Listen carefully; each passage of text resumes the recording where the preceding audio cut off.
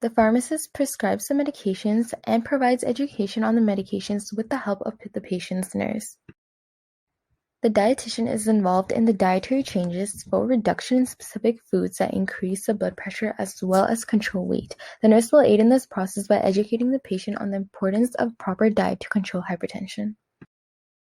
The physiotherapist will be involved in the weight reduction journey by assisting the patient in regular physical activity about 30 to 60 minutes a day.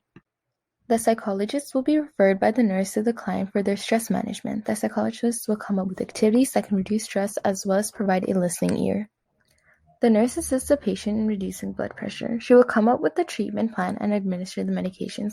She will evaluate the therapeutic effectiveness, detect and report any adverse effects of the administered drug, continue taking blood pressure, and provide teaching on nutritional therapy, drug therapy, as well as lifestyle modifications.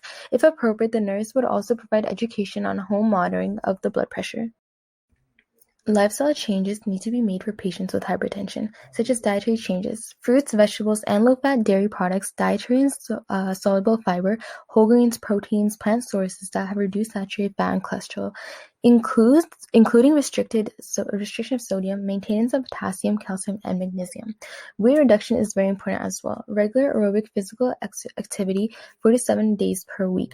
Moderately intense activities such as brisk walking, jogging, swimming can lower blood pressure, promote relaxation, and decrease or control body weight.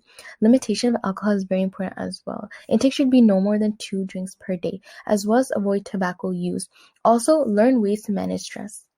Drugs that are currently available for treating hypertension work first by decreasing the volume of circulating blood and second, reducing the SVR. All these drugs are administered by the nurse, so the diuretics promote sodium and water excretion, reduce plasma volume, and decrease sodium in the arterial walls, and reduce the vascular response to the catecholamines.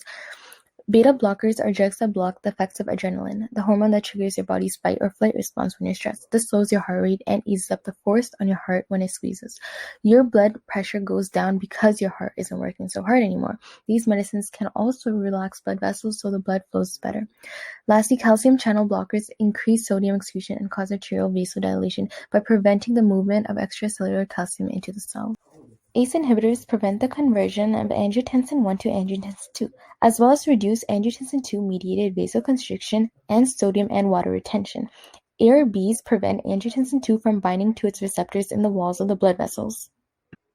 If the blood pressure is not controlled, the dosage of the first-line drug can be increased. A second drug from a different class can be substituted or added if the initial drug was ineffective, or if there was adverse effects. Most patients who are hypertensive will require 2 or more antihypertensive medications to achieve their blood pressure goals.